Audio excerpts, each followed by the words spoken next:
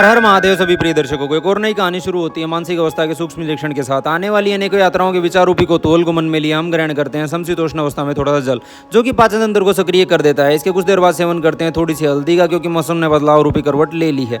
कुंडलिनी गति इस प्रकार शांत मानो कभी थी ही नहीं। ऐसा प्रतीत होता है मानो आने वाले तूफान से पहले कोई गहरा सन्नाटा छाया हुआ हो। वैसे तो मैं इस गति की कोई खास जानकारी रखने वालों में से नहीं हूँ, यहाँ केवल अपने अनुभवों को साझा करते हुए जीवन रूपी सफर में आगे बढ़ने की कोशिश कर रहा हूँ। किंतु यह एक बात स्पष्ट है कि कुंडलिनी गति का गहरा संबंध चंद्रमा से, जितना मैंने पिछले कुछ वर्षों में अनुभव किया है।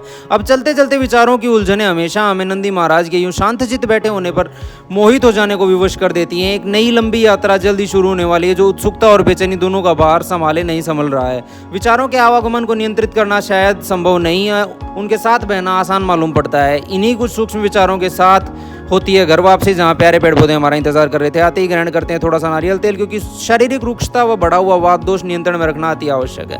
नहा धोकर शीघ्र भगवान शिव के चरणों में नतमस्तक हो जाते हैं और समय हो चलता है अपना अस्पताल खोल देने का। भूख की व्याकुलता को ध्यान में रखते हुए सुबह के भोजन की तैयारी में भी हम शीघ्र ही जुट जाते हैं। तब तक हमारा प्यारा सा मोहित भी उठ जाता है और उठते ही उसे याद आती है चाय, इसलिए वो दूध लेने के लिए निकल पड़ता है, क्योंकि सुबह की चाय इसे खास तौर पर पसंद है। इसी दौरान आ जाते हैं बहुत से ऑनलाइन ऑर्डर, जो एक के बाद एक दरवाजे पर दस्तक देते ही जाते हैं।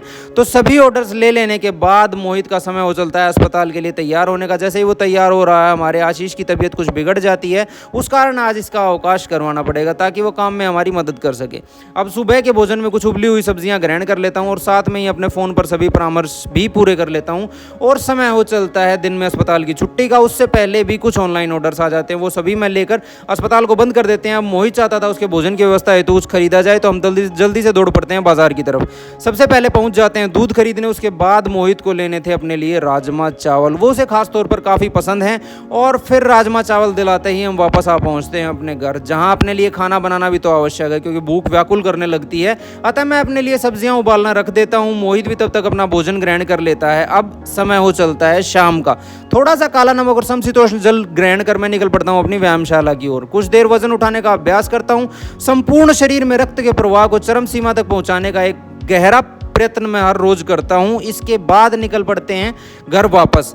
मोहित भी सुस्ता कर उठ चुका था और शायद कोई ऑनलाइन ऑर्डर खोलने का प्रयत्न कर रहा था। हमारे लिए एक बहुत ही प्यारी सी पुस्तक भेजी है, जिनसे हम दवाइयां खरीदते हैं उन्होंने।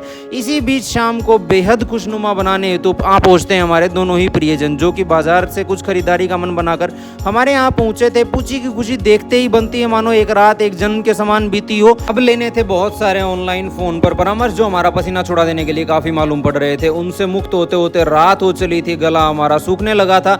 लेकिन अगले दिन के भोजन हेतु सब्जियों की व्यवस्था करना भी तो जरूरी था। इसी विचार को मन में लिए मैं और मोहित निकल पड़ते हैं बाजार की तरफ। सबसे पहले पहुंच जाते हैं सब्जी वाले भाई साहब के पास सब्जियां खरीदने। ढेर सारी सब्जियां खरीद समय हो चलता है कुछ दूध आदि सामान खरीदने का। सब्जियां खरीदते ही हम सीधे पहुंच जाते हैं दूध वाले भाई साहब की दुकान पर।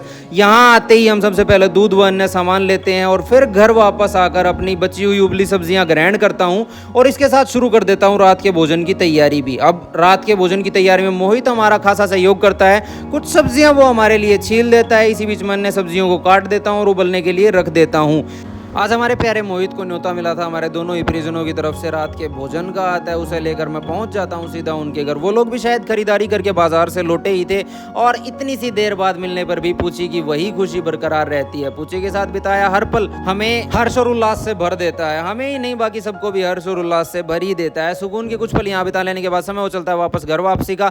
आते ही सेवन करते हैं थोड़े से त्रिफला चूर्ण का, ताकि उत्तम शारीरिक शुद्धि की स्थापना कर पाए, क्योंकि यात्रा बहुत नजदीक आती जा रही है और इस बार हम नहीं चाहते किसी भी कारणवश यह यात्रा टल जाए। इसके बाद समय हो चलता है थोड़ा सा स्नान ग्रहण करने का, क्योंकि व्यायामशाला से भी हम वापस लौटे थे और इसके बाद बाजार में घूमना काफी हो गया था, तो शरीर धूल से सन चुका था। अतः शारीरिक शुद्धि के लिए हम नहा लेते हैं। उसके बाद हम थोड़ी सी हमारी उबली हुई सब्जियों को ग्रहण करते हैं, जो कि शायद एक गलत फैसला था, क्योंकि ये रात में खाते हुए बहुत देर हो चुकी थी। और खाने के बाद आज के दिन को यहीं समाप्त करते हैं। आप सभी को मेरी तरफ से रात की राम राम।